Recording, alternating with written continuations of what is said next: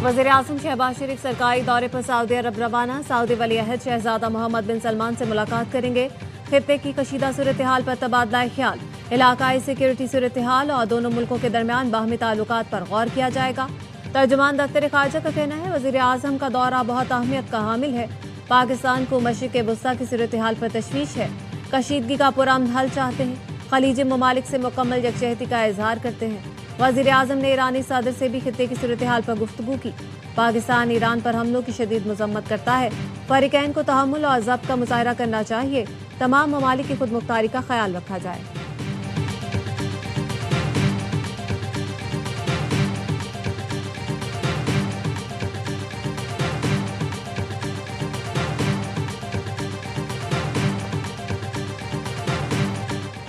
Karachi city council में हंगामा आराई, हुकूमत और अपोजिशन अरकान गुत्था गुत्था। हिस्बे इख्तिलाफ के नारे और शोर शराबा, अरकान के एक दूसरे को धक्के। इजलास गैर मुअय्यना मुद्दत तक मुलतवी कर दिया गया।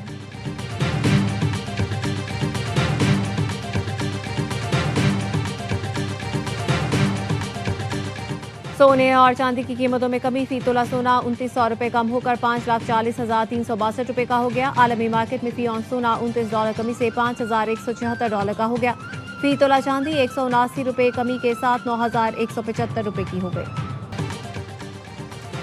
पीपल्स पार्टी का गवर्नर सिंध की तब्दीली का मुतालबा मंजूर। निहाल हाशमी को गवर्नर सिंध तैनात करने का फैसला। वज़ीर-ए-आज़म शहबाज शरीफ ने असम्बली सदर आसिफ अली ज़रदारी को भिजवा दी। वज़ीर-ए-आज़म शहबाज शरीफ से निहाल हाशमी की मुलाकात। वज़ीर-ए-आज़म ने तैनाती पर मुबारकबाद दी। फारूक सत्तार का कहना है ऐसे एक तरफा फैसले के बाद हुकूमत में रहने का कोई जवाज़ नहीं। हमें फिलफौर वफाकी हुकूमत से बाहर आ जाना चाहिए।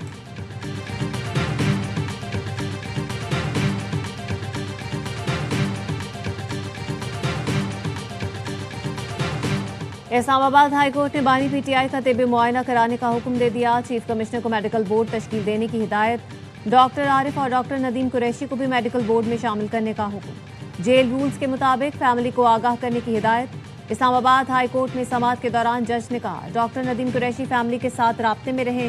लार्जर बेंच के ऑर्डर के मुताबिक वकला और फैमिली की बानी पीटीआई से मुलाकात करवाने की भी हिदायत।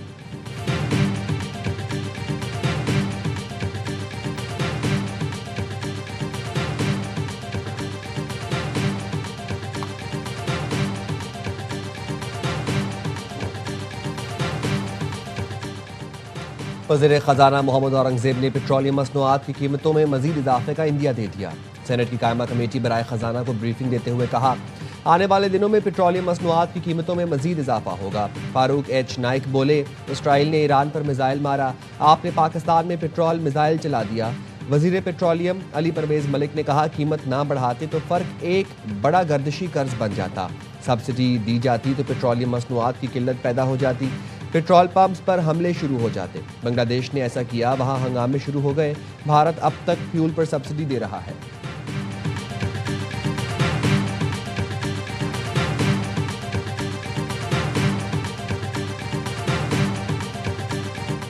बैनुल-अक़वामी मंडी में खाम तेल की कीमतों में इजाफा। लंदन ब्रेंट खाम तेल की कीमत में 9.11% इजाफा, $100.36 फी बैरल पर पहुंच गया। वेस्ट टेक्सास खाम तेल की कीमत 8.57% बढ़कर $94.71 फी बैरल हो गई। इंटरनेशनल एनर्जी एजेंसी आलमी तवानाई बहरान के पेश नज़र 40 करोड़ बैरल खाम तेल फराहम करेगी। रुकन ममालिक ये खाम तेल स्ट्रेटेजिक ज़खायर से जारी करेंगे। ऑस्ट्रेलिया का ईंधन सप्लाई बढ़ाने का फैसला। 60 दिन के लिए ज्यादा सल्फर वाले ईंधन की आर्जी सप्लाई की इजाज़त दे दी। ऑस्ट्रेलिया के वज़ीर तवानाई क्रिस बोवन का कहना है कि सप्लाई में इजाफे के बाद बहाना 10 करोड़ लीटर इजाफी पेट्रोल फरोख्त कर सकेंगे।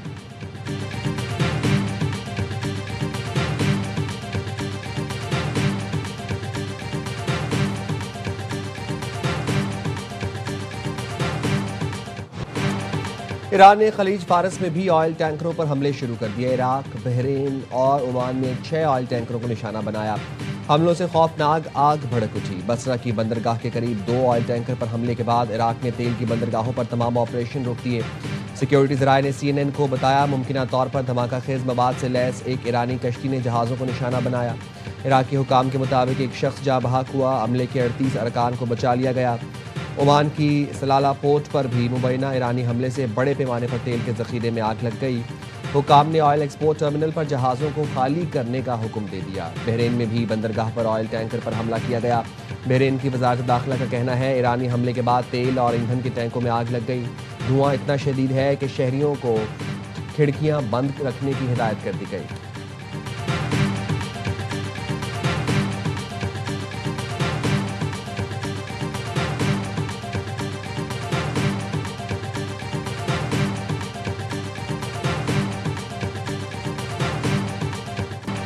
ईरान के मशरिक़ वस्ता में हमले जारी। मुत्तहिदा अरब इमारात, सऊदी अरब और कुवैत में ड्रोन हमले। कुवैत में रिहायशी इमारत पर ड्रोन हमले में 2 अफराद जख्मी। सऊदी अरब की वजारत दिफा के मुताबिक रियाद के डिप्लोमेटिक इलाके की जानिब दागे गए ड्रोन्स मार गिराए। शीबा अल फील्ड के करीब 2 ड्रोन्स को नाकारा बनाया गया। दुबई के क्वीक हार्बर के करीब इमारत पर ड्रोन गिरा। दुबई मीडिया ऑफिस के मुताबिक ड्रोन गिरने के बायस इमारत में आग लग गई थी। सिविल डिफेंस टीमों ने इमारत में लगने वाली आग पर काबू पा लिया। अबू धाबी के पुराने एयरपोर्ट पर प्रोजेक्टाइल हमला नाकाम बना दिया गया। जबले अली पोर्ट के करीब बहरी जहाज को प्रोजेक्टाइल से निशाना बनाया गया। जहाज का हमला महफूज रहा।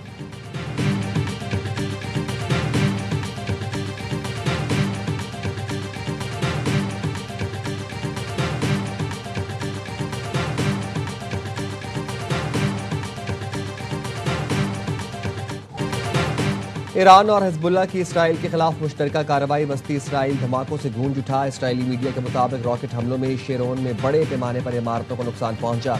रिपोर्ट में बताया गया ईरान और हिजबुल्लाह की जानिब से 150 रॉकेट दागे गए, लेकिन हमलों में कोई जान नुकसान नहीं हुआ।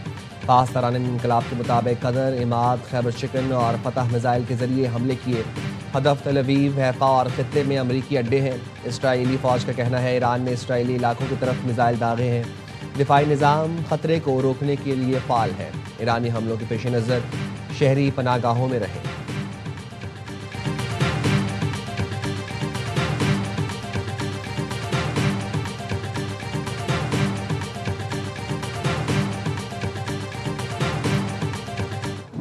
अमेरिका और इसराइल के ईरान पर हमले जारी। तेहरान, अस्फहान, काशान और शिराज समेत दीगर शहरों में बमबारी। प्रदेश में इसराइली हमले में फलफरोश शहीद हो गया। तेहरान के जनूबी इलाके में इंडस्ट्रियल जोन पर बमबारी की गई। यूनिसेफ का कहना है ईरान पर अमरीकी और इसराइली हमलों में अब तक 200 से ज्यादा बच्चे शहीद हो चुके। ईरानी वजारत सेहत के मुताबिक इतना बारूद बरसाया गया कि 1 करोड़ 40 लाख अफराद की जिंदगियां खतरे में पड़ गई हैं। स्विट्जरलैंड ने तेहरान में सफारत खाना आर्जी तौर पर बंद कर दिया। इसराइल का बैरूत के मज़ाफ़ात में शदीद तरीन हमला, 6 अफराद शहीद। इसराइली हमलों में अब तक 634 लबनानी शहीद, 7,60,000 अफराद बेघर हो चुके हैं।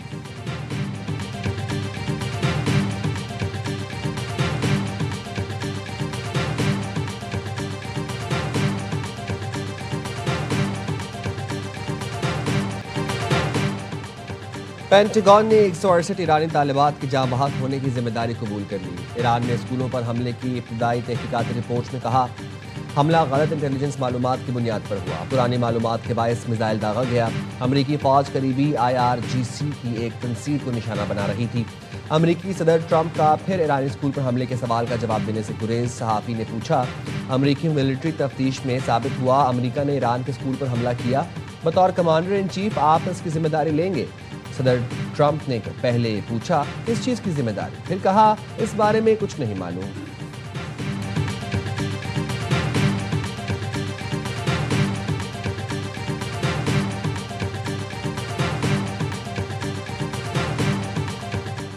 अक़वाम मुत्तहिदा की सलामती कौंसिल में ईरानी हमलों के खिलाफ करारदाद मंजूर।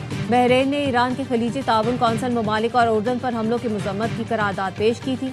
पाकिस्तान समेत सलामती कौंसिल के 13 अरकान ने करारदाद के हक में वोट दिया। ईरान के खिलाफ करारदाद की वोटिंग में रूस और चीन ने हिस्सा नहीं लिया। UAE का ईरान के हमलों की मजम्मत पर मबनी सलामती कौंसिल की करारदाद का खैर मकदम। रूस की तजवीज़ करदा फौरी जंगबंदी और मुज़ाकरात शुरू करने की करारदाद अमरीका ने वीटो कर दी। रूस, चीन, पाकिस्तान और सोमालिया ने करारदाद के हक में वोट दिए। पाकिस्तान के मुस्तकिल मंदूब आसिम इफ्तिखार ने कहा ईरान पर हमलों ने आलमी अमन को खतरे में डाल दिया। गैर जरूरी हमले करके खित्ते को तनाज़ुर में धकेल दिया गया। पाकिस्तान ईरान का हमसाया है। ईरान की सूरत हाल का असर हम पर भी पड़ता है।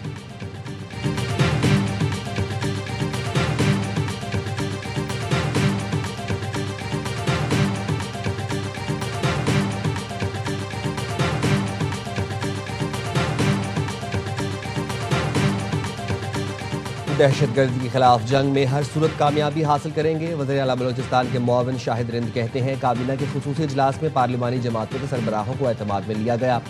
10 साला प्लान में कौमी और अस्करी क़यादत से मुशावरत की गई। ये सूबे में अमन, तरक्की और खुशहाली का जामे मनसूबा है।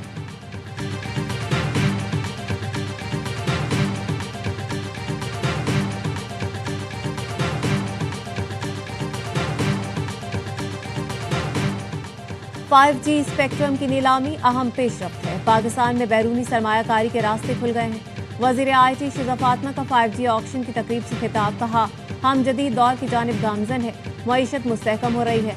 5G स्पेक्ट्रम वज़ीर आज़म के डिजिटल नेशन विजन के हवाले से अहम है। इंडस्ट्री से मुतालिक जदीद तरीन टेक्नोलॉजी का वक्त आ गया है।